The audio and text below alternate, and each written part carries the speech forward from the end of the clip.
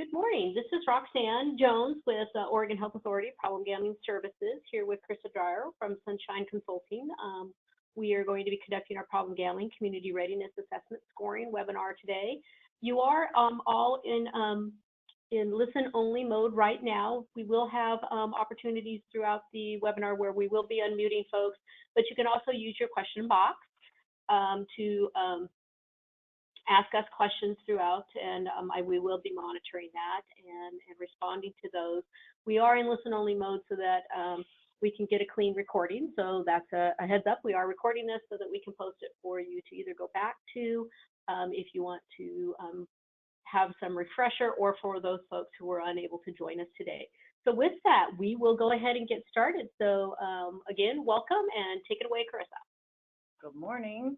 We hope that everybody's awake and didn't have too much candy last night. We'll try to make this interactive, as Roxanne said, at a couple places in the webinar where we can discuss our scores.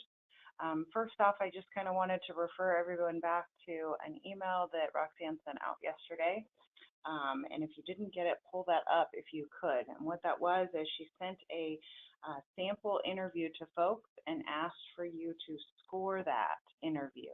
So what we were hoping for is you could read through the interview, just a couple pages, and score at least minimally dimensions A through C. So if you have not done that yet, please pull that email up and go through and look at that and see if you can jot down some initial scores for those dimensions A through C, ideally, because we will be talking about them later in the webinar. Okay, without further ado, we'll just kind of move through this. Maybe we'll move through this. We're having technical difficulties. We touched the button and it won't work. But what I'll do as we kind of figure that out is just remind folks we're going to go through a quick review of the community readiness assessment process. I know that most of you have heard this, but we do have some new folks that have joined us since the initial workshops. So just kind of a refresher of what the community readiness assessment process is about and kind of the basic components of it. Then we'll be going through kind of scoring 101, so just the recommendations that the developers provide in terms of keeping in mind and the process to use when scoring. Then we're going to do some practice. Like I said, we had that sample interview that we sent folks, asked you to score, just so we have an opportunity as a group to kind of talk about why we came up with a certain score and things to think about during that scoring process. And then just a quick review of the timeline, kind of where we're at in this process and what to expect next as we move forward.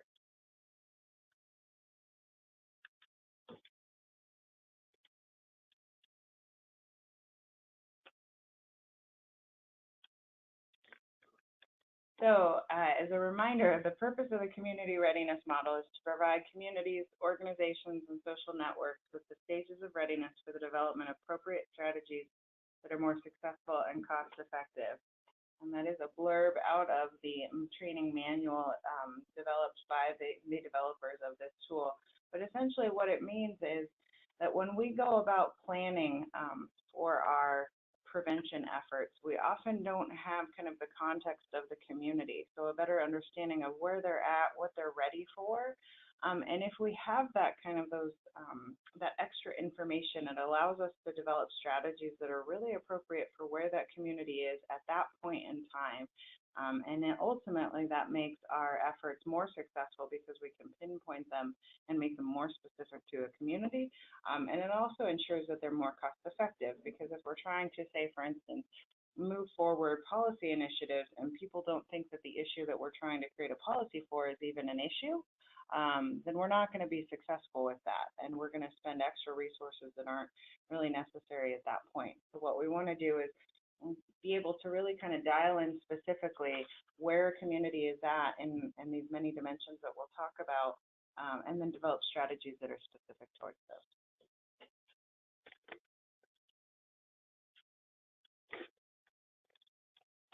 So as a reminder, the community readiness model was developed by a number of developers at Colorado State University. And initially it was part of the Tri-Ethnic Center. That's how most people have heard about it. And what they did is they kind of created this model based on some theories of practice and theories of treatment and essentially wanted to build a model that would allow for the mobilization of communities, organizations, and social networks, and to help them move towards healthy change. It's a really flexible model. It allows for it to be used on a number of issues. You can just kind of plug in your issue specific. It has 6 dimensions or aspects of a community and 9 stages of readiness, and we'll go into those in more depth in the next couple slides. Each stage, readiness stage, has specific interventions that work most effectively for that stage, and kind of overall, first and foremost, really, is that it integrates culture into the prevention process. So that's why there's this big focus on kind of seeing where the community is at, their perspective and what's important, and then allows us to integrate that into our planning process. And as you can see on the screen, there's 2 phases of the community readiness model, the assessment phase and the application. So at this point, we're still in the assessment phase. That's where we kind of identify the issue that we're focused on, in this case, problem gambling. We identify the community. So in most cases, that's your county, with a couple exceptions. In some, it's your organization. And then we move forward, and we'll get kind of in more detail on the next slide of these different overviews. We can identify the folks that we need to interview for this interview process. And then ultimately where we're at kind of now is getting to the place that we're ready to score those interviews to determine the readiness stages for our community. And then the next couple pieces are where we really move into application. We're not there yet, but in the spring, we'll be doing workshops to develop our strategies and ultimately implement those action plans as you move into the next biennium. So next, we'll just go over those dimensions of community readiness. Just as a reminder, again, there's 6 dimensions, and or you can think of them as like aspects of a community. We look at the community effort. And if you guys want kind of more information on the context of these, the definitions of these different dimensions, you can refer to page 14 in your manual, and that provides kind of a more in-depth definition. But really, your community efforts, kind of looking at what's going on, what programs there are, what strategies are available, how long they've been there, and to what extent there are efforts and programs in place. And then the community's knowledge of those efforts. So these 2 are kind of linked, as you might recall in the interview, because really we know what efforts and programs and policies are in place, but to what extent do community members know about those and their effectiveness, and whether or not they're accessible by the community. The next dimension is leadership. To what extent really are those appointed and elected leaders or influential community members supportive of the current efforts, and in this case on those problem gambling prevention efforts. And dimension D, community climate. What are the prevailing attitudes of the community towards problem gambling? Is it one of helplessness or one of responsibility and empowerment? Really, how does the community at large feel about this issue? Dimension E is the community knowledge about the issue. To what extent do community members know about or have access to information on problem gambling and how it impacts your community? So this is a tricky one, and we'll get into this later about just even scoring kind of the sample interview. But oftentimes we know that we have extensive information and data available about a particular issue, but really it's whether or not the community at large knows about that and is able to access that information. And then the last dimension, dimension F, resources for prevention efforts. To what extent are there local resources, and this includes some people, time, and money, and how much of those resources are available to supporting problem gambling prevention. So those are the basic dimensions, and we'll move into a little bit about the stages of readiness. I'm going to do a quick pause and just check and see if there's any questions at this point. We're doing okay. So the stages of community readiness. Again, you can refer to page 15 and 16 in your manuals for more information on these. But really, this kind of moves us along a continuum of readiness, starting with kind of a score of 1, which is really no awareness. It's not generally recognized by the community. as an issue, or it may not be an issue, in fact, in the community. We move forward to kind of stage 2, which is denial and resistance. At least some community members recognize that it's a concern, but there's little recognition that it might be occurring locally. We see that often when we talk about alcohol as an example. That may be a problem, but not really here. We have vague awareness. Most feel that there may be a local concern, but there's no immediate motivation to do anything about it. And moving forward to pre-planning, stage 4, there's a clear recognition that something must be done, and may even be a group addressing it. You may have a coalition or a task force in place, for instance. However, efforts are not yet focused or detailed. And we move to stage 5, preparation. Active leaders begin planning in earnest. The community offers modest support of those efforts. And moving forward again to stage 6, initiation. Enough information is available to justify those efforts, and the activities are well underway. Moving again up to stabilization, stage 7. Activities are supported by administrators or community decision makers, and staff are trained and experienced. And then we get to stages 8 and 9, kind of our ideals, confirmation and expansion for stage 8.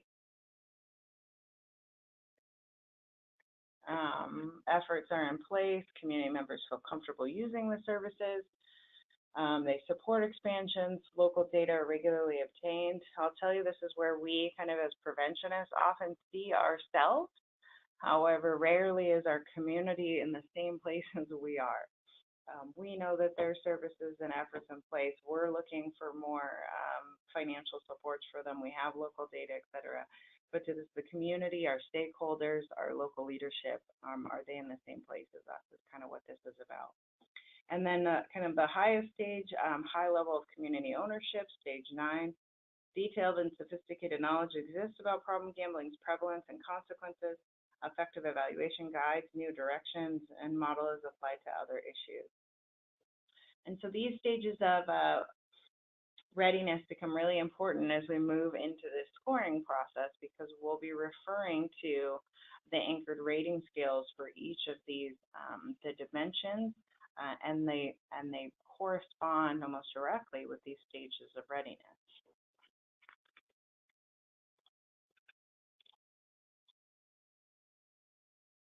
Okay, so again on this slide you can just see this. I went over it kind of in detail, but this gives you kind of the written guideline. Again, refer to page 6 for those definitions if you have a difficulty seeing them here on the screen. Okay, so just as a reminder, this is kind of my favorite quote. I know I talked about this in the workshop too. Communities and organizations and social networks are always ready for something.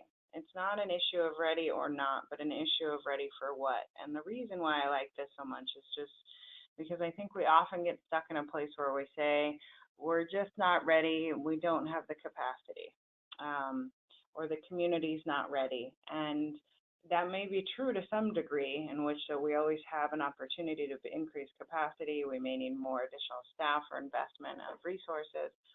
But usually, almost always, a community is ready for something. It's just what are they ready for at that particular point in time. And often we try to push the cart before the horse, as it were, and try to do big scale changes before we have kind of an established understanding of what the issue is. And so again, the intent behind this community readiness process is really to give us some extra information to really determine what our community is ready to address in terms of problem gambling, whether that's within a specific dimension or aspect of our community, or whether that's kind of a next level kind of strategy. It's going to give us that information.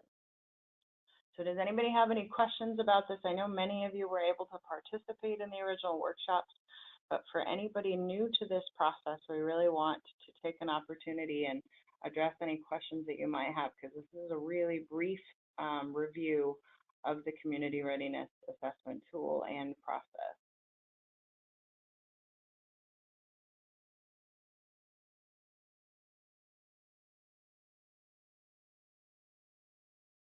Okay, if we don't have any questions coming up, I'm just going to go over one more thing before we kind of move into the scoring process. And that's just a reminder, again, of the overall community readiness assessment steps. The first one is that we identified our issue of problem gambling. The second was to define our community, and in this case, mostly county, the county as a whole. And then what we had to go through was identify those 8 individuals in our community representing a good cross-section of our community, including health and medical professionals, social services, mental health, schools, government, law enforcement, etc.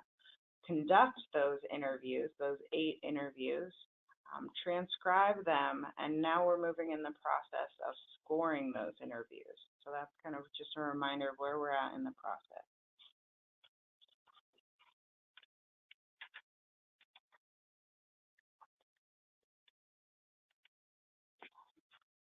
Okay, so right now we're going to go over the scoring. We're going to, in a second, we're going to basically just go over the process that the developers kind of articulate in the manual about the scoring process, go through some kind of extra nuggets, as I'm going to call them, to keep in mind when scoring, and then open it up for some discussion and some examples of how to do this.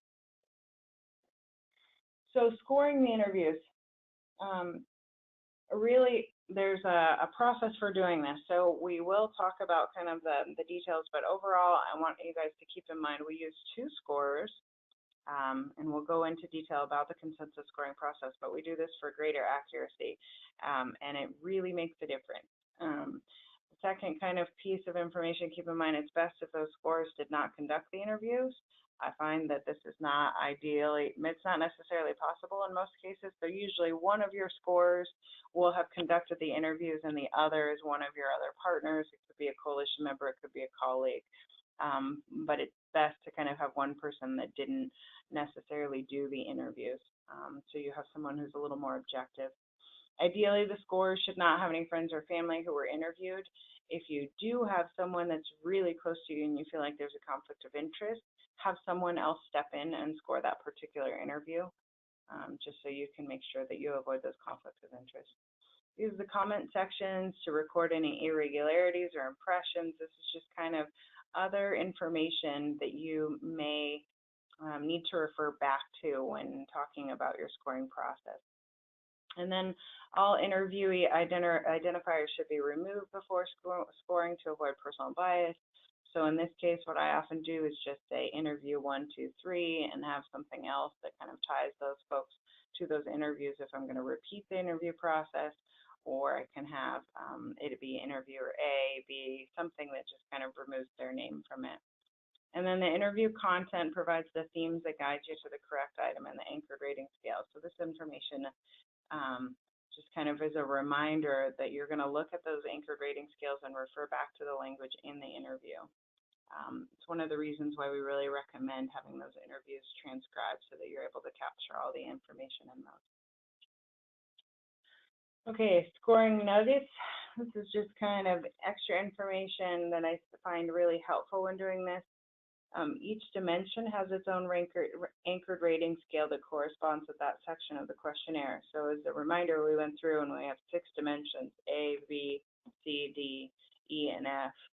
And when we go further into the manual, we have anchored rating scales that say dimension A, dimension B, dimension C, etc. And when we review the interview, we take into account the entire interview, but we'll be looking at those questions and their responses when scoring each of those dimensions. Each scale begins with no awareness, so that score of 1 that we went through in terms of the stages of readiness, and builds up to the maximum level of readiness with a score of 9. And so when we're going through the scoring process, it's important to always begin with scoring with the lowest score of 1 and only increase as there's language that justifies an increase. So you kind of start at the bottom as you see more evidence to warrant an increased score based on the language as described in the anchored rating scale, then you can move that up. And then while most responses can be found within the set of dimension questions, as I mentioned, it's really important to utilize the entire interview. You'll often find that a score is relatively low if you're just looking at those questions within that dimension. But when you take into account comments that were made later in the interview, you might go back and find that you need to increase that score. And then the kind of last but not least, and this is an important piece, always round down. So when you get, if you say, for instance, you have a score of a 4.5 or a 4.3 or something, you're going to round down to a stage 4 of pre-planning. So the developers are actually pretty clear on this. They always say you don't round up. So even if it's a 4.8, it's still a stage 4.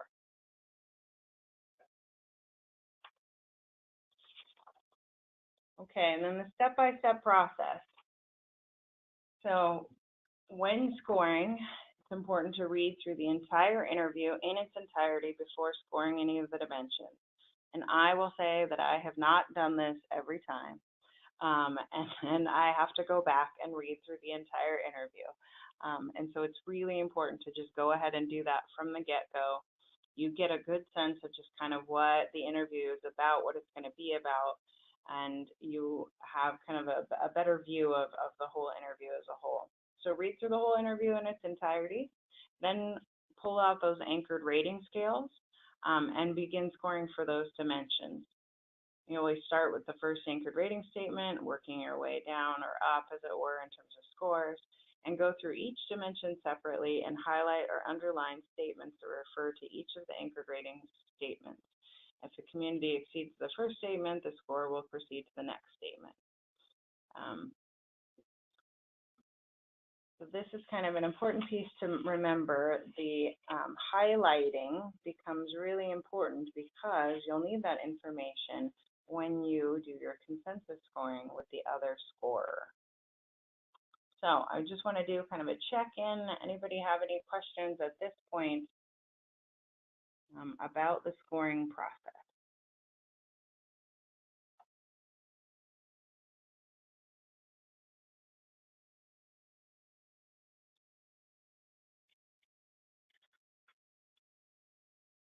You guys are going to be a quiet group this morning, huh? The day after Halloween. Okay, so just as a reminder, on page 22 in your manual, you have a lot of this information in terms of the scoring process.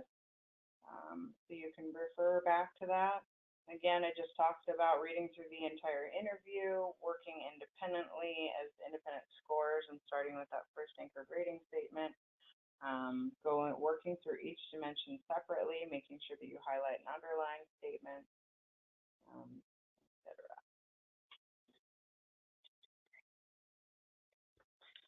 Okay, we're going to do just a little sample of kind of what this looks like.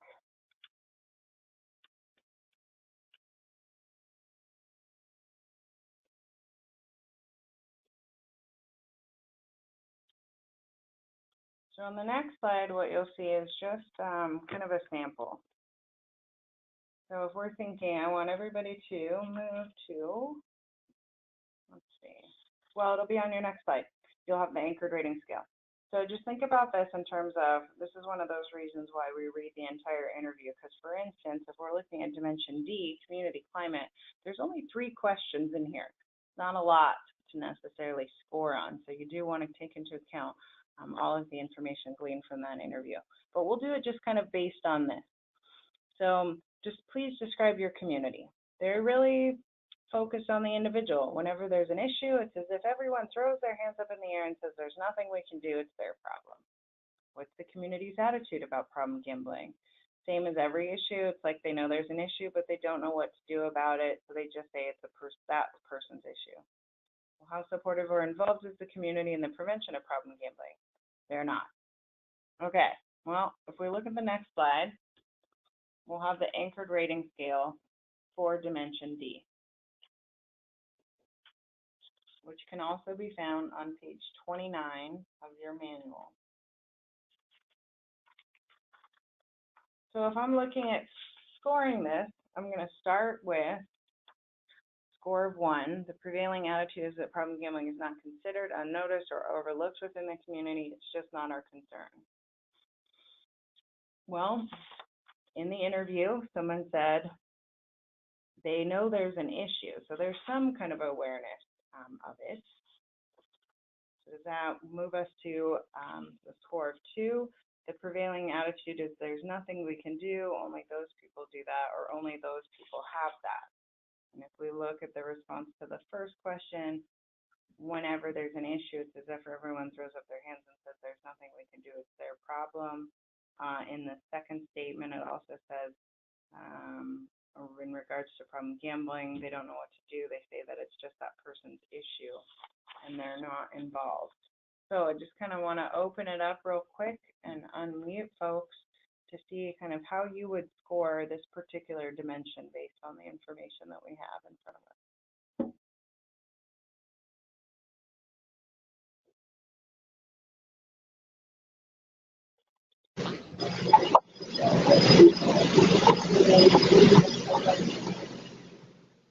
Someone swimming?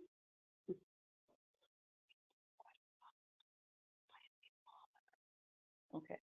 Okay. On second thought, we're not going to unmute everybody, but please send in your responses. So I want everybody to send in what you would score this dimension as.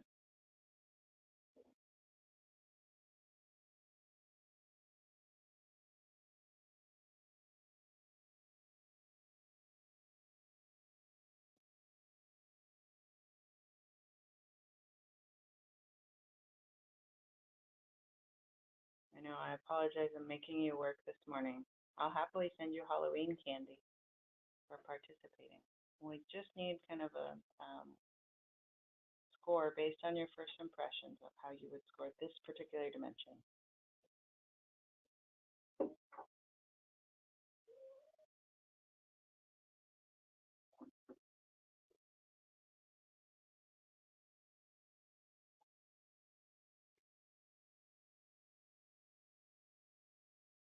Okay, we have a score of 2 and a score of maybe 3. Any other thoughts on what the score would be for this?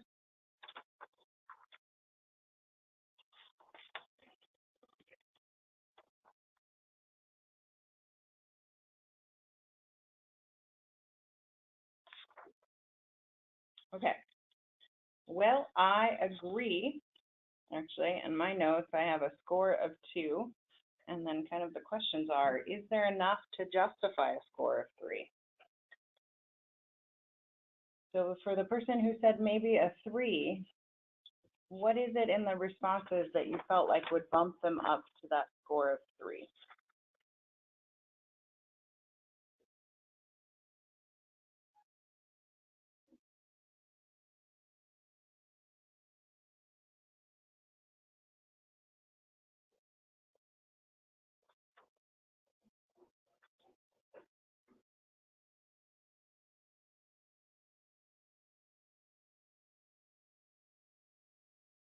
My thought on this one is that it's clearly a score of 2. However, when you consider the response to the second question, it's like they know there's an issue but don't know what to do about it. Almost makes it think it could be a 3, right? Community climate's neutral, disinterested, or believes that problem of gambling doesn't affect the community as a whole. It kind of implies that maybe there's some level of awareness that it's an issue. They're just unsure what to do about it. However, they really kind of said that that's the same as every issue, and they're not supportive or involved at all. And whenever there's an issue, they kind of throw up their hands and blame the other people. So I would lean towards a 2 on this one, but I definitely understand where the kind of the thoughts on it possibly being a 3 come from. And that's actually a good kind of, we're segueing into the consensus scoring piece, and that's where it becomes so important to have 2 scores involved in this process. If we look at the next slide, we have more questions or ideas?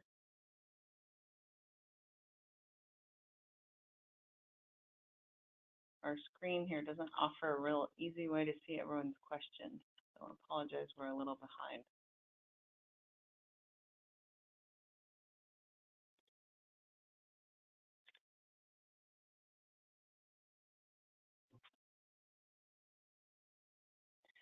So on this next slide, what you can see is this kind of is the system that you'll use to record your scores. So as you move through that process for each interview and you score across all of those 6 dimensions, you'll record the information into a chart just like this. You can find the scoring sheet on page 24 of your manual. Each scorer will enter their dimension scores into this table labeled individual scores, and each interview will have a score for each of the it should be 6 dimensions. So for 8 interviews, you'll have 6 dimension scores. And then what you're going to do is compare these scores with the other scores to come up with your kind of final consensus score.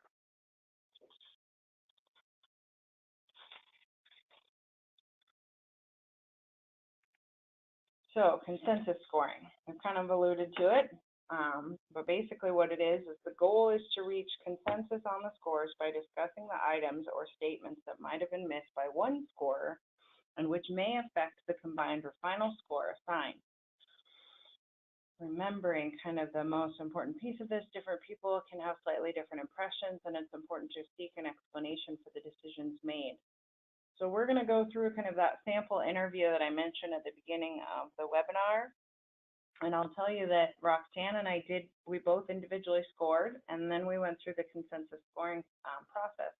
And it was important for just like that simple example with dimension D, whereas I scored it a 2, someone else scored it as a 2, but another person said, well, it could be a 3. And so what we want to do is be able to have a dialogue between these 2 scores to say, well, why did you score a 3? Why did you only score a 2? And then you come to an agreement on what the appropriate score should be.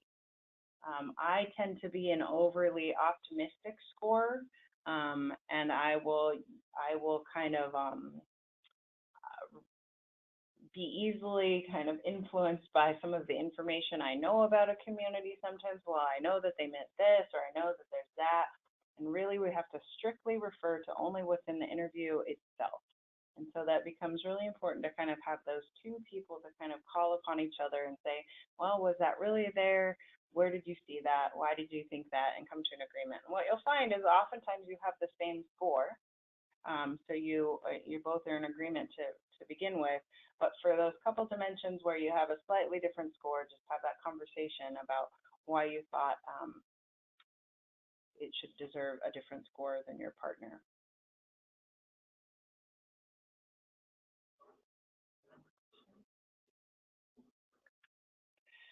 So the step-by-step process for consensus scoring, like we mentioned, enter your scores for each of the 6 dimensions for all 8 interviews onto that individual scoring sheet. Then meet with the other scorer to reach a consensus on the scores by discussing items or statements that may have been missed by one scorer. When there's a difference in scores, refer back to your notes in the highlighted sections for that dimension and discuss how you arrived at your scores. So if you remember, I mentioned it's important to read through that interview in entirety, and then take a highlighter or a pen and just kind of underline as you go through the scoring process the statements that led you to your final score. I tend to have a lot of fun with different color highlighters, and so I'll use a different color for each dimension until I run out of them and have to start over again, but you can make it fun. But just basically whatever system works for you to be able to easily refer back to your notes when you meet with your other scorer. Then you work together to determine the most appropriate score. It's not an average of your 2 scores. It is an agreement of which is the best score. And then once the consensus is reached, you'll fill in the table labeled consensus scores, which is really just below kind of your other table, and that should be on page 24. So you'll see on that page, you have a table up above for your individual scores, and then you have a table below for your consensus scores for all 8 interviews across all 6 dimensions. Once you're done, you'll add the scores across each row and divide by 8 to determine the total for each dimension. So what you're really doing is across all 8 interviews, you will add up the score for each dimension. So for dimension A, total the numbers for column 1, 2, 3, 4, 5, 6, and 7, 8, and divide by 8 to get your total. And that's going to give you your stage of readiness for that dimension. So I want folks to refer to the example on page 23 If you go back a page, it gives you kind of the example for the calculated scores. So again, for dimension A, we have the scores for interview 1, 2, 3, 4, 5, 6, 7, and 8. And that's your consensus score that you've reached between the two scores. Total that up and divide by 8. Do we have any questions about that? Question about step 6, is that where rounding comes in? No. No, there's no rounding. Oh, I see what you're talking about. Okay. So, yeah, if you look at that, the sheet on page 23, and you'll see dimension A, we have our scores, our consensus scores for interview 1, 2, 3, 4, 5. We added it up, the total is 34.25. We divide that by 8. We have a score of 4.28. So yes, that is when you say a 4.28 actually is a stage 4. You don't have to round down. You just know that if there's a 4 in front, that's the stage of readiness. You're not going to round it up. You will keep it at the face value of the 4. Does that make sense? Did I answer that? Okay. And then there was a question, if there are additional interviews, do we just add columns to the scoring table and instead divide by the number on the consensus score table? Yes, that's correct. So if you've determined in your community you want to exceed that minimum number of 8 interviews, then yes, that's exactly what you'll do. You will just add some extra columns so that when you come up with your individual score, your consensus score for each dimension, you're adding up the total number of interviews and scores for that dimension and dividing by that total. And we just had one more, just to confirm, we don't round down until getting the final score of the 8 interviews together. Correct. And really you're not necessarily rounding because you'll have the readiness, you'll have the stage of readiness there in the score. So a 4.28 is a stage 4 of readiness in essence. So yes, you wait until you add all the scores, consensus scores for each dimension, for that dimension across all the interviews and divide by that total. So and it spells it out for you on page 23 in your manual. And I think they got that one. And so then the next question was, what qualifies as a 0.25, 0.5, or 0.75? If it is, isn't it that it meets it, the total number, or not? No, so in that you're not rounding up by those numbers, so it doesn't really matter if it's a 4.25, a 4.5, or a 4.75. It's still a 4, which is the stage of that's the stage 4 of readiness pre-planning. I guess the question maybe how I'm interpreting it is that how would you get a 4.25? Isn't it just a 4 or a 5? Well, it should be, but sometimes when you're doing your scoring, I don't necessarily recommend it, but I definitely have done it too, whereas I on my individual score feel like it's somewhere between a stage 4 and a stage 5. So I have a score of 4.5, and maybe my partner does as well. And so you'll get those variations. Remember that you're coming up with a consensus score. It really should be kind of a whole number, but sometimes you have some adjusted numbers. Okay, thank you. I think that clarified that for me as well. Okay, any other questions about this? Because this is the big piece. Okay, and you guys, as we kind of move through this, please ask all these questions, because this is the part that I tend to run through quickly. I certainly did in the workshop, and that's why we wanted to have this kind of follow-up webinar, is to have this dialogue about the scoring process and answer any of these questions that you might have. Okay.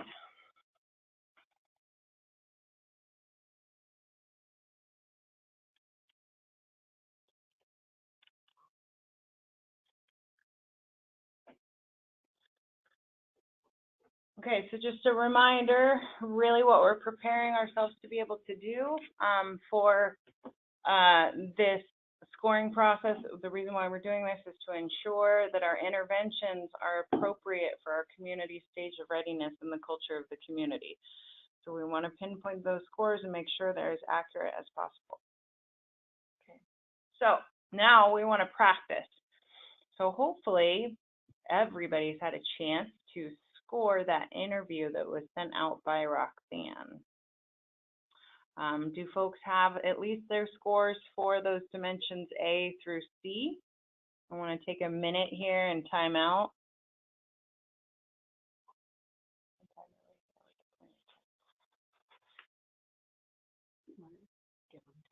Yeah, so we're going to take a little pause because I know that some folks may have missed that. It's been a really busy week. So I want you to go ahead and take a moment in your email, find that email from Roxanne. She sent out two. The one that has the interview attached was sent out yesterday morning. And what it has is just a couple pages. And I want you to go through that interview, just read the whole interview, but score just dimensions A, B, and C. And we're going to take about a 10-minute pause so that everybody has a chance to do that.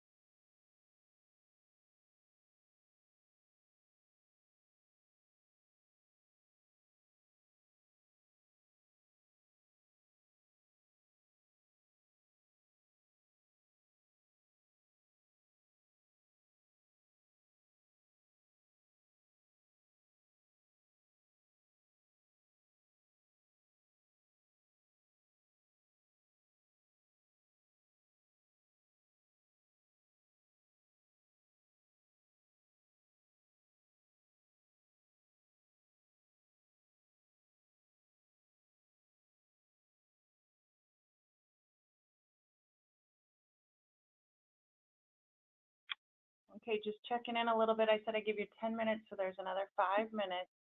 I know for some folks they're reading this for the first time, so those of you who are done, just hang tight and we'll regroup at 9:50.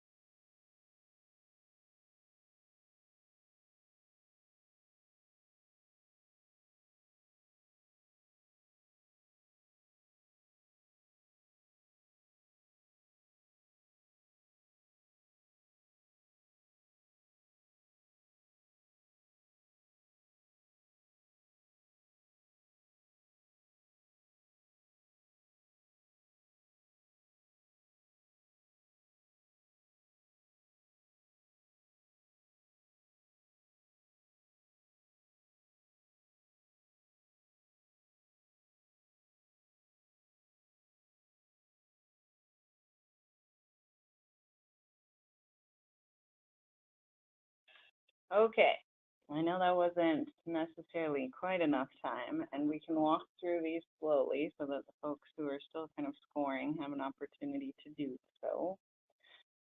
But what we did was we took a sample interview. The caveat being that the community for this one was actually OHA. In case that was a hiccup for anybody, I'll just kind of give that as a reminder. But what we wanted folks to do was just kind of go through the process of scoring one as an example, so that we had an opportunity to discuss why we may have had different scores, and what things to keep in mind when going about this scoring process. And so what we did is I scored this interview independently, and then Roxanne scored this interview independently, and then the two of us came together and reached a consensus on the scores for each of the dimensions. And as I mentioned earlier, for some, we had the same score, so that was really easy. And for others, we varied by stage of readiness. And so we came to an agreement based on sharing that information that we had highlighted to come up with our individual score. So what we're going to do is start with, let's see if we move a couple slides ahead to slide 23. So what we have here is the anchored rating scale for dimension A. And if it's easier for you, because I struggle to put this all on one screen, if it's easier, you can refer to page 26 in your manual that gives you that anchored rating scale for dimension E, existing community efforts. What we want to do is kind of walk through those first couple pages of the interview. I'm not sure how many of folks have had a chance to complete this, so bear with me, but since we've got time, I'm going to kind of read through some of these and a couple of the responses before we kind of work through this scoring process. So the first question, in your opinion, using a scale of 1 to 10, how much of a priority is problem gambling to your community, with 1 being not at all and 10 being a high priority? So we see here, I would say a 3. I do not feel that many people in our agency are aware that problem gambling is its own system or exists within the larger behavioral health system. When we talk about prevention, it's less of a priority, with the transition of prevention being moved out of HSD, and then only left a small program. People assume there are not any prevention services happening now. In general, regarding our system, I do not feel that people are even aware that it exists, even though we've had many work plans, different documents. People are not asking us to report anything, as we don't have an entity that we have to report to. And this makes us less of a priority or hot topic. And if you're not a hot topic, you mostly are not a priority. And we go through a couple other questions here in terms of describing the efforts and programs. We have a problem gambling prevention coordinator tasked with ensuring our contract service element language is being implemented, designing policies, toolkits, documents, etc. So those are the efforts and programs and activities we have within OHA, led by our prevention coordinator, and those efforts are based off our 5-year system improvement plan, and the implementation work plans came from that. The coordinator's main duties are around program planning, program development within our agency and out to the communities and community partners, and then evaluation of and outcomes of what's being done at the community level and internally. How long have those efforts been in place? 13 focused years. Who can receive these efforts? Primarily the community problem gambling prevention providers, or the contractors of OHA, receiving direct services from the problem gambling prevention coordinator. And then as those flow down, who receives these services? The general public. So you kind of move through those questions. What are the strengths of these efforts? What are the weaknesses? And if you guys can see, there's a note within the interview, and it has that letter corresponding with the dimension. So you'll see on questions 1, 2, 3, 4, 5, 6, 7, 8, and 9, as well as 10 on the next page, you have dimension A referred to. So in reading through the responses to each of these questions, you want to keep those in mind and be referring to those as you look down the anchored rating scale for dimension A. So as we see here, we start with kind of that score of 1, no awareness of the need for efforts to address problem gambling. We can clearly see there's at least an awareness because there are some established efforts in place. And so as we go through these, we start to move up this scale on our anchored rating scale. So no efforts addressing problem gambling. No, that's not correct. We can clearly see that there are efforts in place. A few individuals recognize the need to initiate, but no immediate motivation. Well, no, we know that there's some in place. And so we keep moving forward until we kind of see a score that corresponds with the information. So I want to just kind of open this up and have a quick conversation about and see if anybody has a score for dimension A that they've come up with that they're willing to share.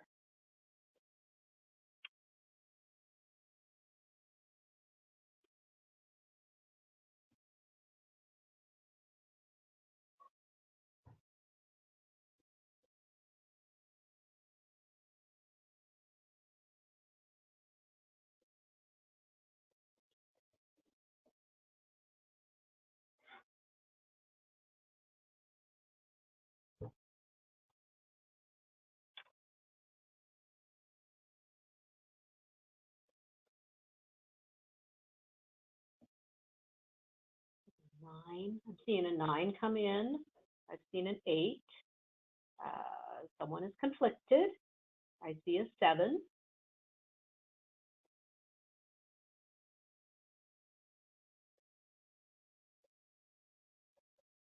Another 7 has come in.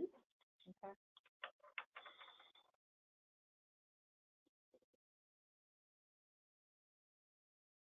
Okay, I like the one comment. Somebody put a 7, 13 years of programs in place corresponding to the anchored rating scale that says efforts, programs, or activities have been running for 4 years. That is a good reference because when scoring for this dimension A in particular, that is kind of a critical place in the anchored rating scale for this particular dimension, which is that programs and efforts do have to have been running for at least 4 years to qualify for a score of 7. And then as folks have been doing on their own, then where do you go from here? Do you move up from a 7? Do you go up to an 8? Do you even go up to a 9? And so what I'll ask folks is, if you can, provide some information as to why you scored it an 8 or a 9. If you exceeded that 7 score, what was the information and what were the responses? What were those sections that you highlighted in the responses that warranted that score of an 8 or a 9? And I'll just give a little caveat, let you know that this was an interesting discussion point for Roxanne and I as well.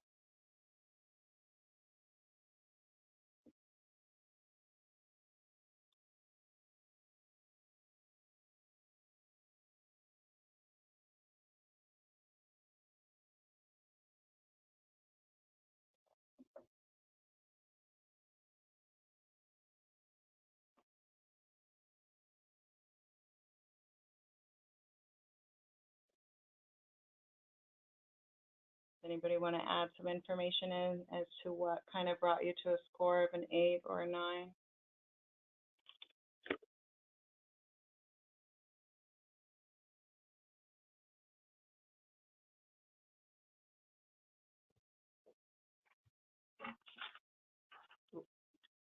They're flying in now, the comments. So we had one that we have continuously updating evaluation tool to collect evaluation data to help us determine what is going on in the community and determine how we want to change or alter our contract language. That's one of the comments. Mm-hmm. The discussion of following up with stakeholders, influenced the score. I see the reasoning behind an 8 or a 9, but went to the first score that I felt matched the whole entire section. Mm-hmm. Question 7 states there is an ORS to support the funding for a 5-year system improvement plan. That's what put me in at an 8. And the work is reaching multitude of different people. Okay, these are excellent, you guys, and this is what we want, why we wanted to have like this dialogue. So I think both Roxanne and I can agree with all of you in the sense that we did the same kind of consideration for the information that was here, and it was really hard to kind of pinpoint a score for this particular area. We can see that evaluation is used. However, were we really at a level 9? And there's new efforts being planned in the sense that we do know that the staff here at OHA is always advocating for additional funding and for continuing the program. However, is that language enough to warrant kind of an increased score?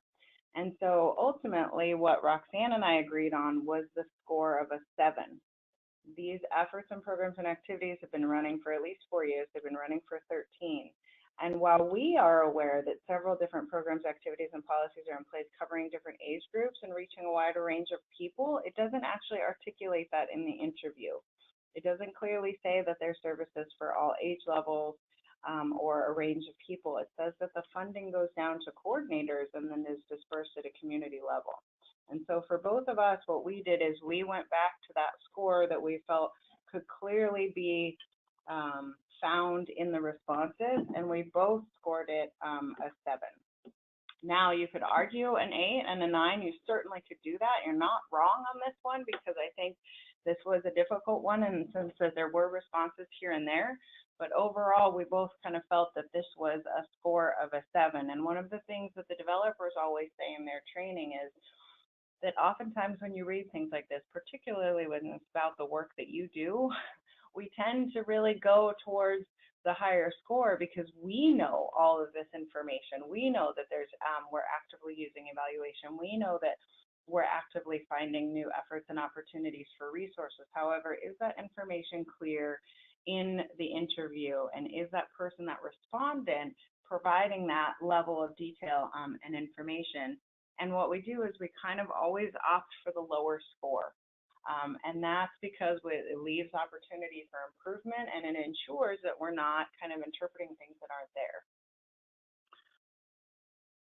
Does that make sense to everybody? Because this is where there's lots of shades of gray in this. This is a really great tool, and it gives some clear guidance, but you still have this opportunity to have kind of this dialogue, which is why I really, really can't stress the consensus scoring piece enough.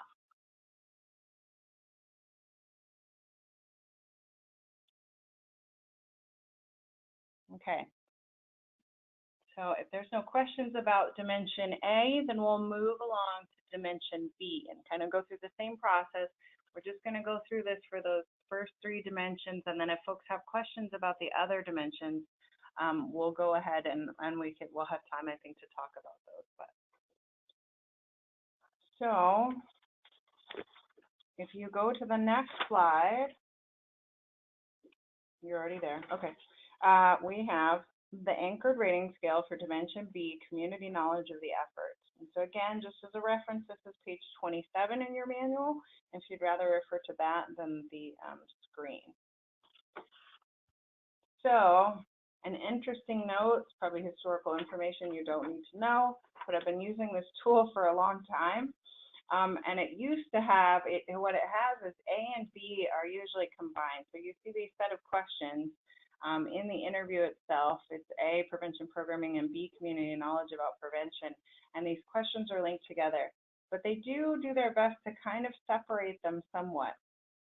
I always find it difficult sometimes because it only leaves, as you can see here, about 3 questions that are technically B, solidly B, which is 11, 12, and 13. However, what you find is you often get the information from all of these questions. So you'll have, I think what they've changed it to is they say on the strengths of these efforts and the weaknesses of these efforts, it says A and possibly other dimensions. These used to be B, or at least a combination of A, B.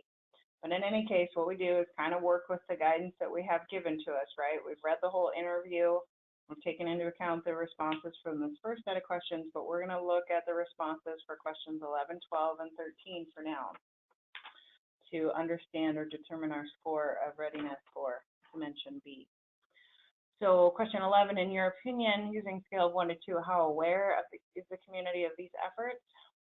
Programs, activities, or policies, with 1 being not at all and 10 being a great deal. So we have a score here of 3 when you look at OHA as an overall entity. Just looking at HSC, I would rate it a 6.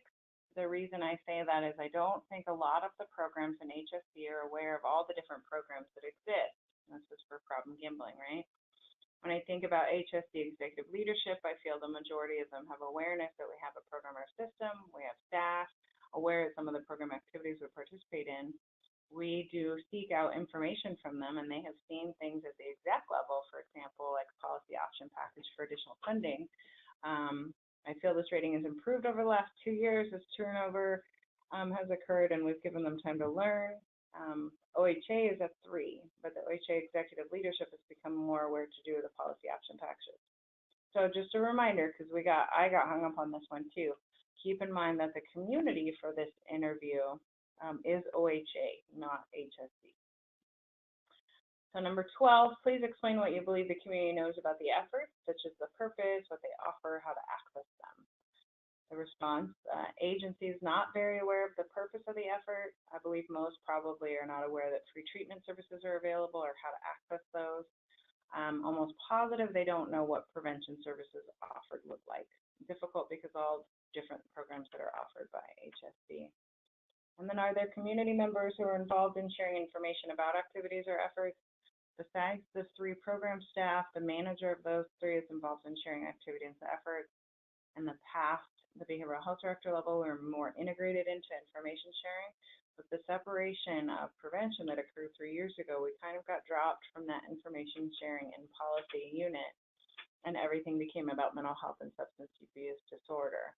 That could change. We have 2 program staff that integrate us without having to ask, and a few other who are willing or who will do information sharing when requested, but not self-initiated, as it requires problem gambling staff to probe. So, taking kind of that information there and looking at our anchored rating scale for Dimension B, community knowledge of the effort, where would we score this one? Community has no knowledge of the need for efforts addressing this issue? No, we have some level of awareness or knowledge, right?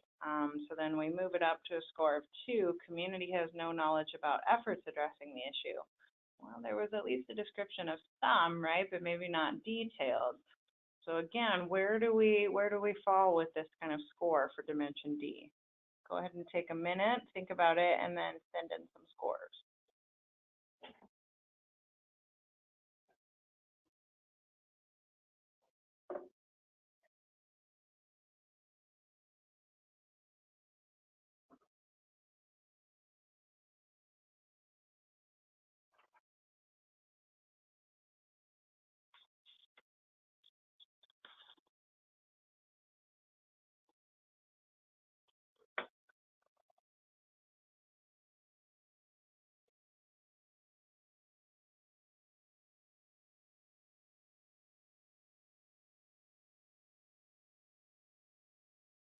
So this one appears to be a little easier to score.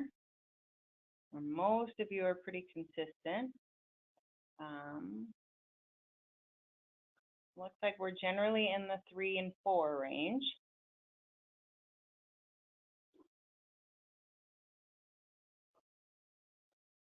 So again, I think this is where we get into this shades of gray, right? There's not a big distinction between a score of 3 and 4 here. So for those of you who put a 4, can you offer some examples of what pushed you from a 3 to a 4?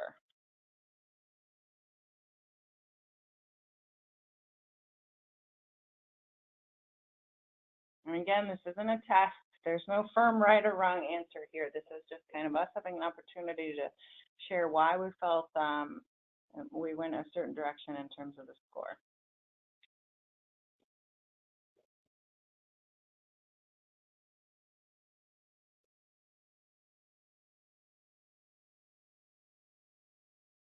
We have someone scored a 3 because the answer to number 12, they are not very aware of the efforts and their knowledge seems to be limited.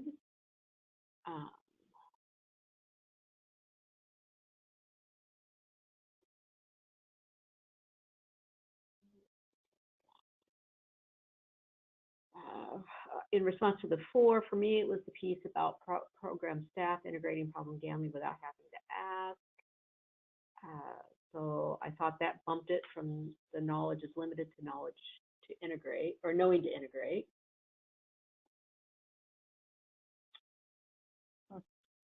A 4 because they actually can recite the history.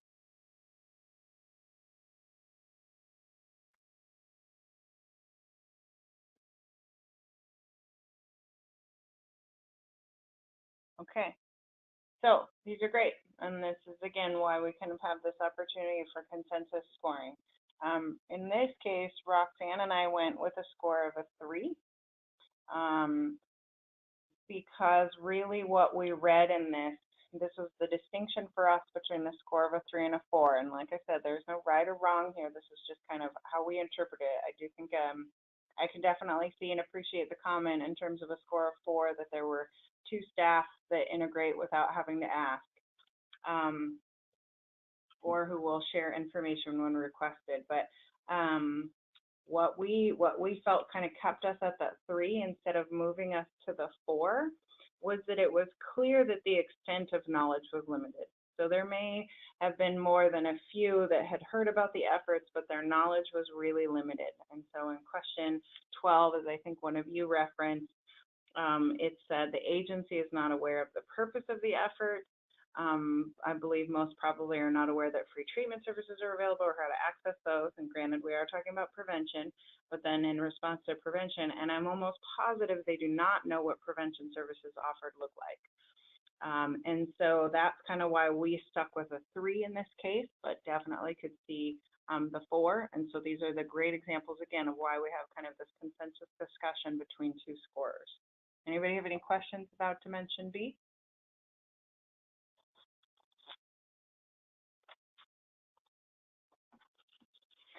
Okay, we're going to move to Dimension C. Great job, everybody. I'm hoping this format's working. I know it's not ideal to be able to have kind of the open dialogue, but I think we're doing well considering. So let's look at Dimension C. So again, if you want to look at the actual printout version, refer to page 27 or 28 rather in your manual.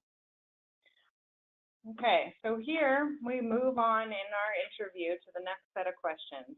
And again, like I said, I haven't in this example here, I'm not really referring to responses throughout the interview, but I have had many situations in which I had a certain score. So say I had my score of 3 for community's knowledge of the efforts, but when I was moving further down the interview and scoring another dimension, I'll see something that maybe indicates I should have raised that score.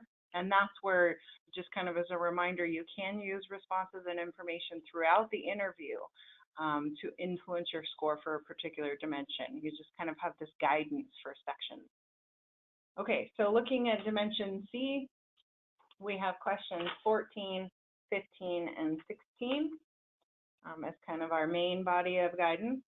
So in your opinion, using a scale of 1 to 10, how much of a priority is problem gambling to leadership, with 1 being not at all and 10 being a high priority?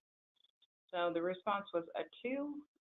Due to the current situation occurred at our agency regarding the proposed policy option package request to legislature that did not require any general funds and did not get approved to move out of our office into the legislature. Although it made it to the final end at our agency, it got dropped at the last point of contact internally, and it makes the program feel like it was not a high priority because it was something that really should have been moved out of the office and supported, as it had no negative impact on the office or negative impact overall on the governor's budget. 15, how do the leaders support and promote problem gambling efforts, activities, or events? A prompt on this particular question is via participation on committees, attendance at events, speaking on particular issues in public, etc. My answer is no to this. We don't really have committees for them to sit on, but committees they do sit on that are behavioral health related, problem gambling is not integrated into. So PowerPoint presentations around the efforts of our agency presented to legislative committees do not include problem gambling efforts. Maybe they do not receive enough information to do that integration, which comes back to us as program staff. So my answer is not at this time with the current administration. The past was better with leadership that had been around for a while. However, we have all new leadership now. We need to develop an internal system improvement plan. And then would the leadership support additional efforts? Yes, always the same as they always supported, as long as funding is available and resources and staffing is available, they would support, as long as it doesn't raise any red flags in the media. Problem gambling staff feels supported as any other program in our office, maybe even more so due to the team support and that we're the ones directing our program and the system. So again, this leadership becomes kind of a difficult one, and you'll find as we move through our discussion, kind of how do we come up with a score, because there's some variance in the responses here. On one hand, you have clearly kind of no support, no involvement, and then when we get to this question on 16, and I'm just mentioning this because it comes up often in interviews, and you'll see it across communities and across issue, whereas when there's the yes, they'll support it as they always have because they allow it to happen, because there's a resolution that allows the program to be in place, because they accept the grant funds, and so it gets us kind of stuck when we get to the scoring place. So I just kind of want to acknowledge that little hiccup because I've seen it happen a number of times. So when we go through to them, we refer to our anchored rating scale. We have leadership, score of 1, leadership has no recognition of problem gambling. Well, they have obviously a recognition, right? Because the program is in place and it has funding available. So then we move up and we say, okay, can we give it a score of 2? Leadership believes that problem gambling is not a concern in their community. Well, it's not a priority, right? We got that part in the responses. Is it, do we move up to from not a concern to leaders recognize the need to do something about problem gambling? So where are you guys in your score of dimension C? We had a comment that they had difficulty with this one in the sense that leaders were discussed as each on the part of the legislator as well as OHA. Mm-hmm. Also, someone got a loss, which I can understand that. Mm-hmm. We have a 2. I scored it at a 2 because it was not considered a high priority. There is no integration on existing. Oops, sorry guys. These are popping on my screen.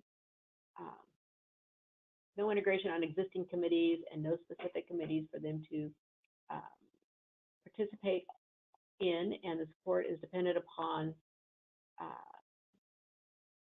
not poking the media bear. We had difficulty with this one in the sense that leaders were discussed as, I'm repeating myself here, sorry. As your questions come in, they change space, they move around. We've got a 1, we've got a 2. 2 leaders would do more about still not necessarily recognize the need. We have a 4. Okay. So yes, this is a tough one. On the note in terms of the leadership was referred to as the legislative body, as well as kind of internal OHA leadership. That's true, and generally when we're thinking about leadership, we do need to consider leadership as those appointed and elected officials. However, in this one in particular, because the community was defined as OHA versus defined as like the county or the state government, in which case we would include those legislative appointees. In this case, what I referred to then for leaders was directly those leaders of OHA. I know that the legislature was mentioned, but that's what I did to kind of clarify that one for myself. And I did have to go back to Roxanne when we first scored these to say, hey, remind me clearly like who the community is defined as for this. And it is defined as OHA. And so those leaders for me were simply the leaders within OHA versus the legislature. So I'm not sure if that helps, but just wanted to point that out. For this one, let's see here. I would love some information from those of you, I think maybe a couple who scored it a 4, and just kind of if you could share how you moved to a 4, kind of what got you there. On this one, I kind of got stuck on lower scores. We did have differing scores on this one, Roxanne and I. So for those kind of on the higher end of a 4, can you share what bumped you to that level?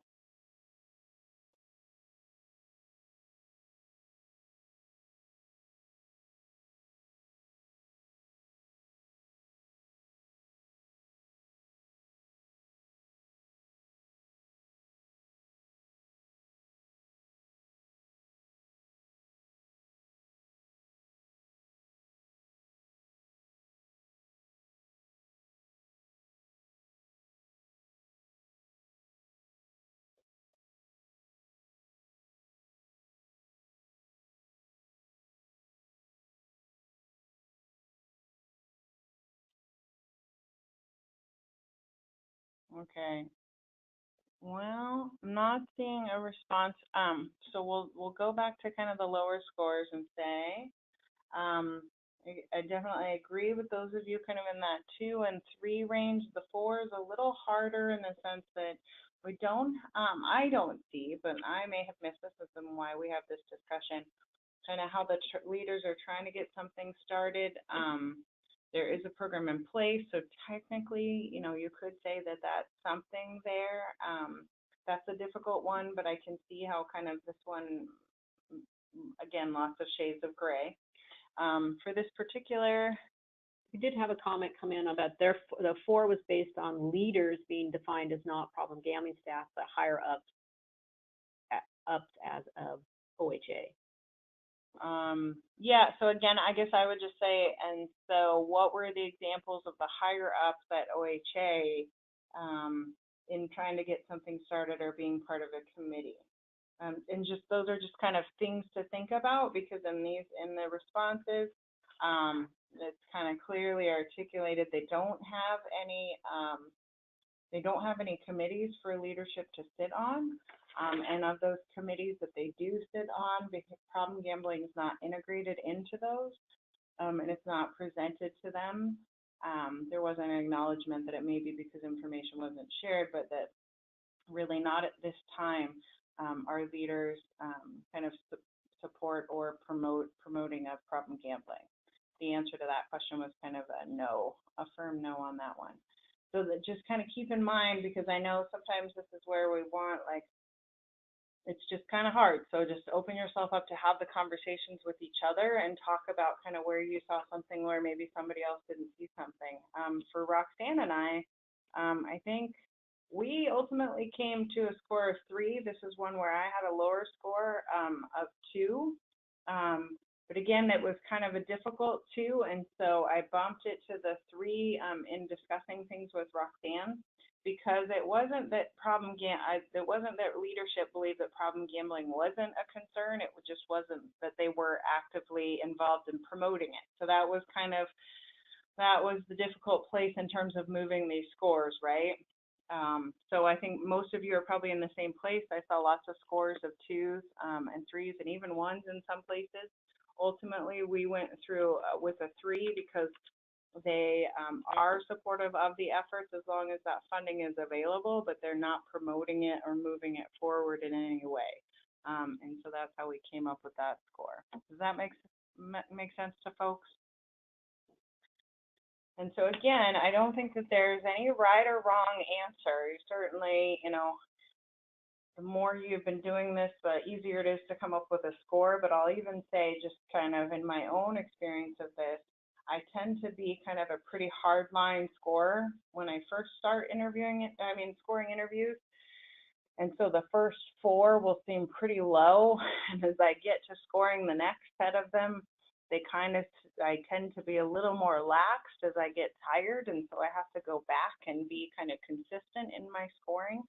And just remind myself that however I scored this interview, I will apply those same rules to the next one. And so if you start to make notes for yourself that I was willing to score this because there was this evidence of efforts, or there was this effort of support, et cetera, and then you can kind of help yourself be consistent across that. Okay.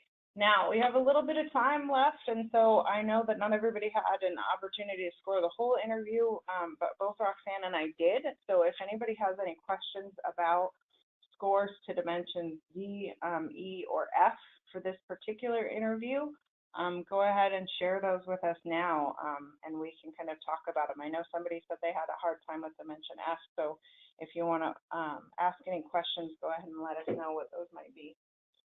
Again, we had some kind of discussions too on a couple of our scores.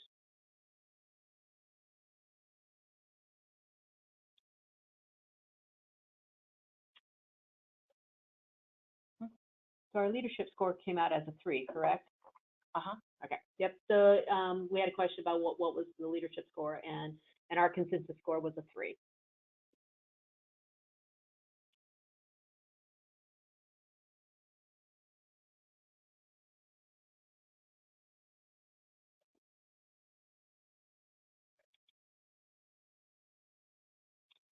I know there was a question about F earlier, that it was a difficult one for someone, and so if you like Carissa said, we'd like to if there's questions about other dimensions, if you had the opportunity to score them, we can cover that now, or you can always check in with me, and I can always get us back with Carissa if we need to, if there are questions.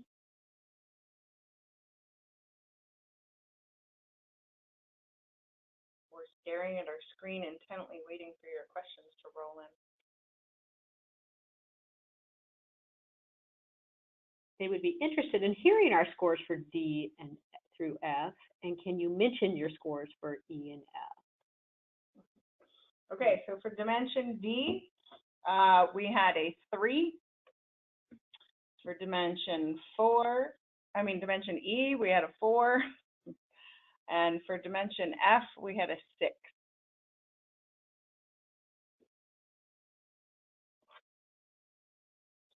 If you want to go to the next slide, and then we'll just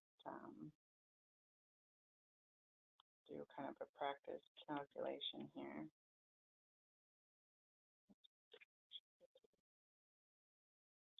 So do folks have questions about those scores and how we came up with them?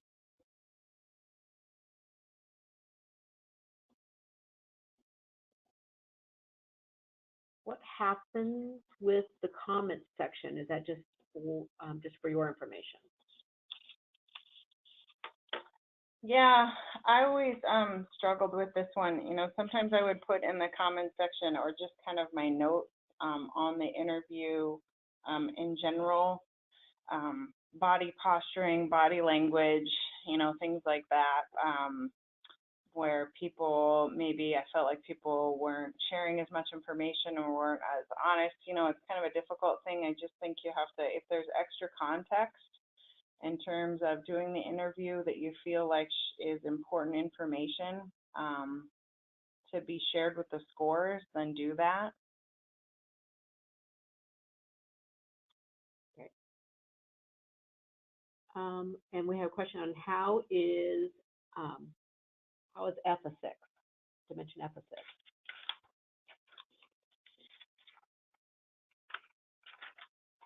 And the clarifier on that was not quite clear what we wanted them to know, stuff done or why.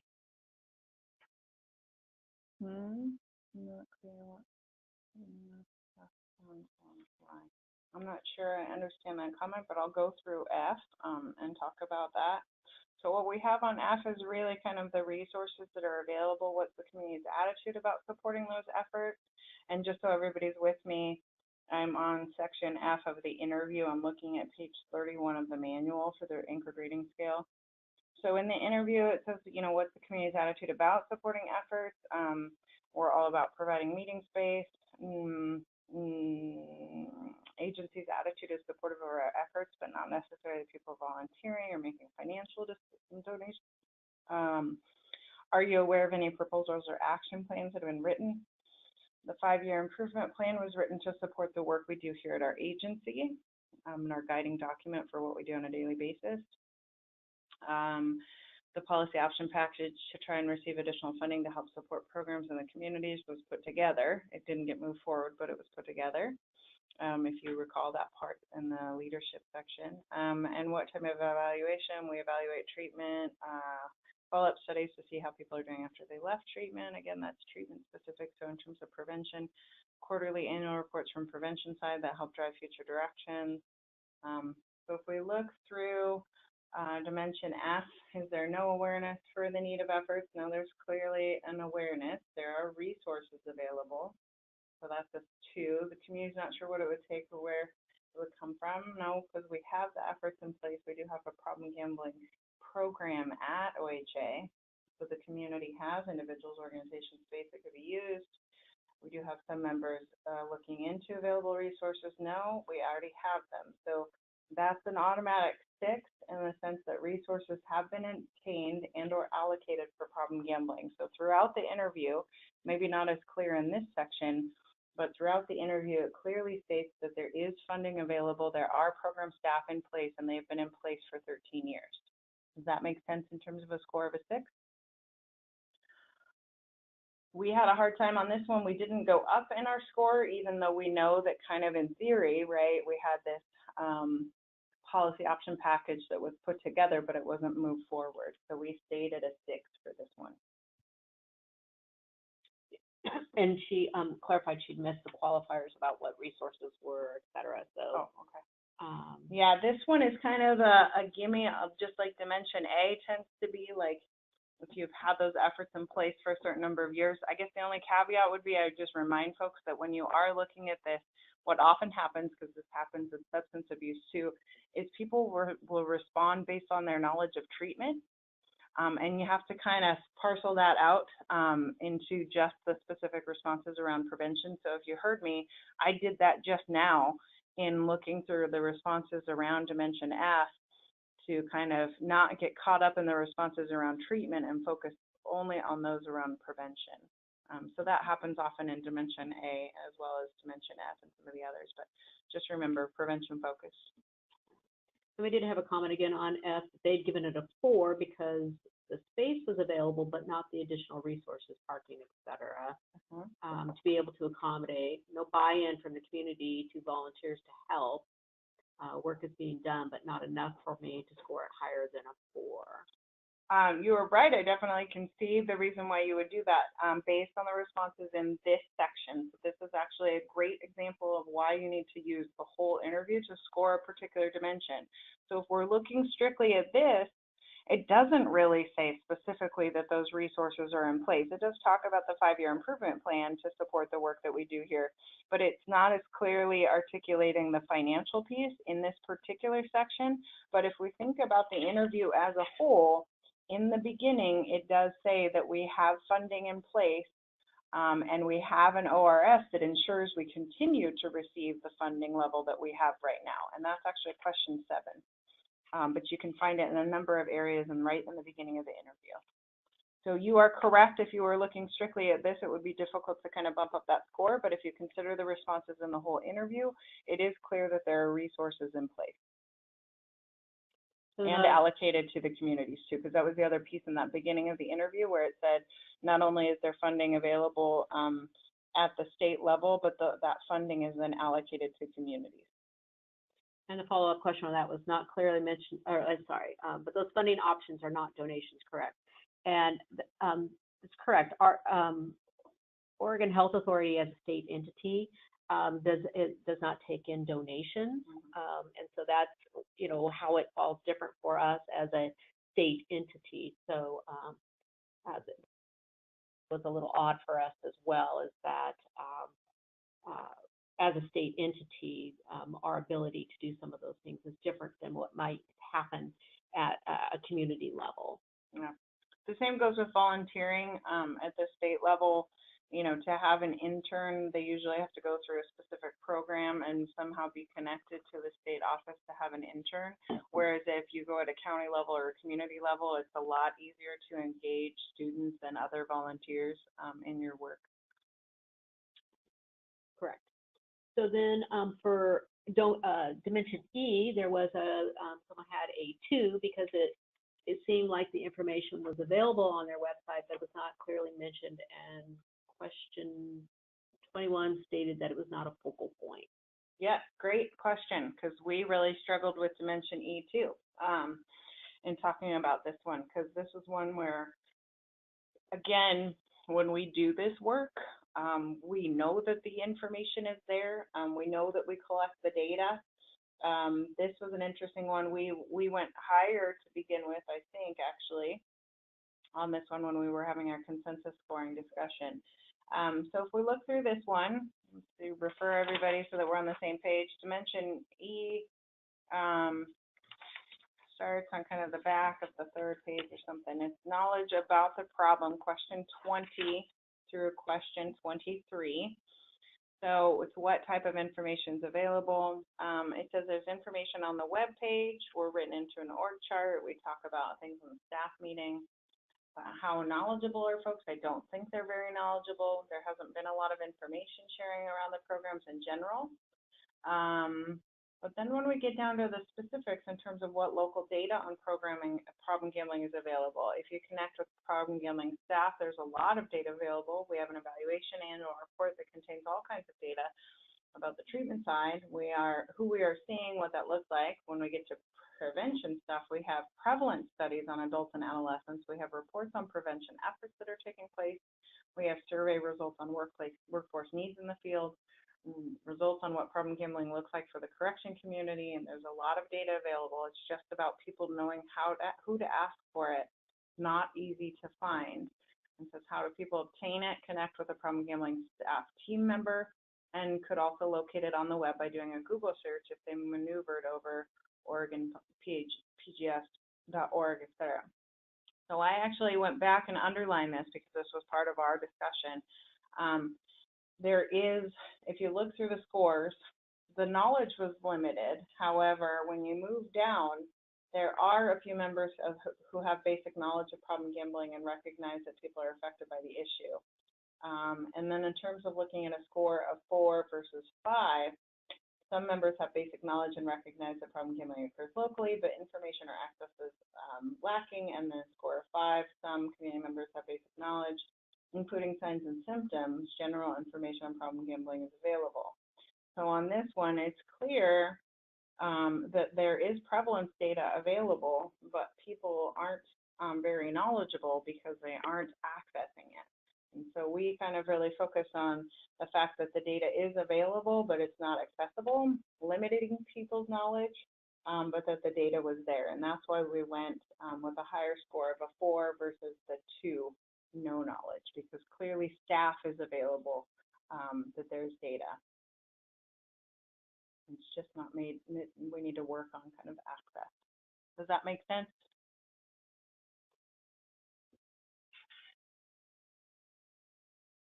And again, you know, what the developers always say is, if you feel cautious or uncertain about a higher score, default to that lower score. It always leaves room for improvement and always gives you opportunity for growth.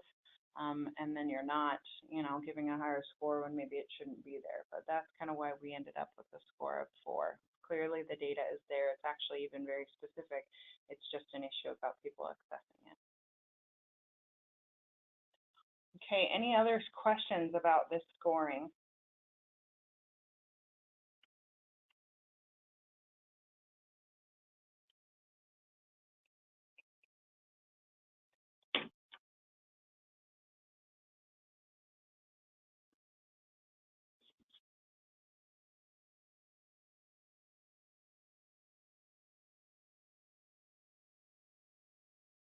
We're doing math right now. Okay, so if we go to on that next slide on the individual score slide, so in this case, we only have one interview, right? So if we enter our scores, just as a sample exercise here, so we have dimension 7, or we have dimension A score of 7, dimension B score 3, dimension C score 3, dimension D score 3, dimension E score 4, and dimension F a score of 6. Now, a long time ago, I just realized that I made a mistake. They used to kind of add these up and give you an overall score of readiness, and they moved away from this because they really wanted you to focus on the individual scores for each dimension. So in our case, if we only had one interview, now you can see the importance of having 8, we would have a readiness score of 7. So what we're going to do, you know, in your process is you're going to have the same scoring process that you'll go through with this consensus scoring between your 2 scores. And then once you have all of those dimension A scores settled, then you add them all up and divide by 8, or as someone mentioned, maybe a higher number if you do an additional number of interviews. And you're just going to do that for each dimension so that you have a final score of readiness for each dimension as a standalone, not as a total.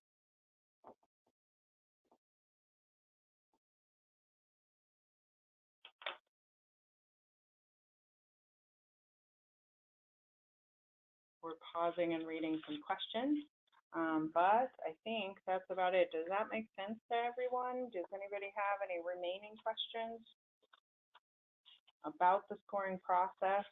Like we said, it's not exact. It's not black or white. It is very kind of dependent on these conversations that you have with your other scorer, and then also realize that this is an opportunity to utilize discussions with Roxanne and myself too, how you came up with a score, if you need a second take on things, you know, just know that we're available to you and happy to kind of help in this process, because it does take some practice. You get a little more comfortable with your scores as you've done this more. But again, I think this will just be a really important discussion between you and your fellow scorer. And so I just want to throw out there too that here at OHA we are conducting seven more additional interviews, so that we will also have our readiness level score for OHA. Just conducting one interview was very, very thought-provoking, not only for the interviewer as well as the interviewee, to really take a look at what we're doing internally versus the work that we'd be doing externally. And so doing it at the organizational level has really been thought-provoking for us. So we're happy that we are also participating in this process. And that's the one thing, is Roxanne and I talked about just that process that, you know, of starting it here at OHA, and how so many conversations came up and discussions and ideas about things. I always say that you increase your level of readiness just by doing this process, and that's why. Because the minute you sit down with somebody and you go through these questions and you start talking about things in this framework, you realize, as kind of exemplified here, that when you start talking about, for instance, data and stats on problem gambling, we know that there's lots of data available. But when we start talking about whether or not other people do, we realize, oh man, maybe we need to share information in a new way. Well, maybe we need to find a way to access folks in a different way and make sure that that information is regularly available to folks. And so you increase your readiness just by sitting down and starting these interviews and doing them with folks. So one of the question came in regards to what's the deadline for having the score completed. Well, just had to go to the next slide to get there. And so we have the project timeline here. So our goal to have all of your consensus scores submitted to me here at Problem Gambling Services is March 15th of 2019. I'm hoping that's what you're seeing on the screen. Oh, nope. Boom. Now you're seeing that on the screen. Sorry. Yeah. It's like, oh gosh, I've got the question box opened up over the top of the screen, so I thought I was on the right slide. So anyway, March 15th of 2019. So the goal is hopefully that you're completing your interviews in December, knowing that, you know, some of you may be working further out than that, but that in January, you know, and this is just kind of a projected timeline, obviously, that you're having all your transcriptions finalized so that you'll have those great interviews to score, and then work on your scoring in January and February, depending on you guys' schedules.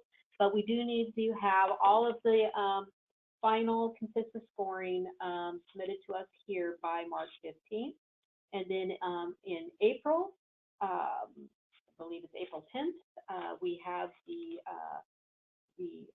final completion and strategy planning training that will be happening. So we'll be taking that information that we've learned from these scores. How do we then work toward developing our biennial implementation plan for the next biennium, utilizing this information around our the strategies and your goals that you're implementing at the community level. So that'll be April 10th in Lincoln City at the Inn at Spanish Head. Registration information for that will be coming out soon. That's going to be a busy, great time for us because we're following up the next day for those folks who are staying on with us on April 11th with the positive cultural framework campaign toolkit rollout.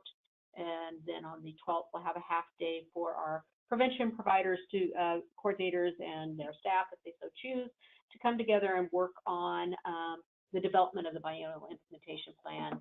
So all of that information and registration will be out to you soon. So are there any other questions?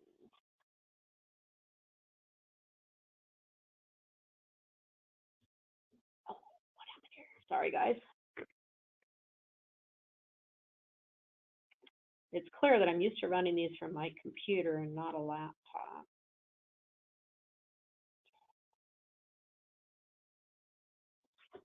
So because of this format, we know that there were some limitations with kind of our open dialogue, and also just the possibility that folks maybe couldn't participate today. So we wanted to offer a follow-up conference call next week, just to be able to talk about these things in more depth, or for those of you who maybe didn't have a chance to score, if you want to go through the scoring process and then talk about those scores, any other questions that might come up between now and then, we just wanted to offer a follow-up where we could easily talk with one another and answer questions and have discussions about those scores. So, and on your screen, you'll see that information. It's next Thursday, November 8th from 9 to 10 a.m. There's a call-in number and a participant code, and this is just, so we can have kind of some more open dialogue than we could today with just kind of the limitations with the webinar.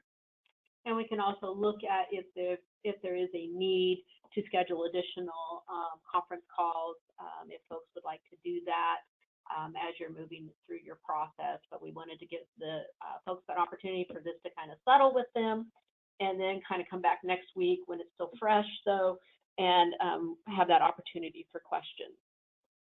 So with that, I believe that is it for us.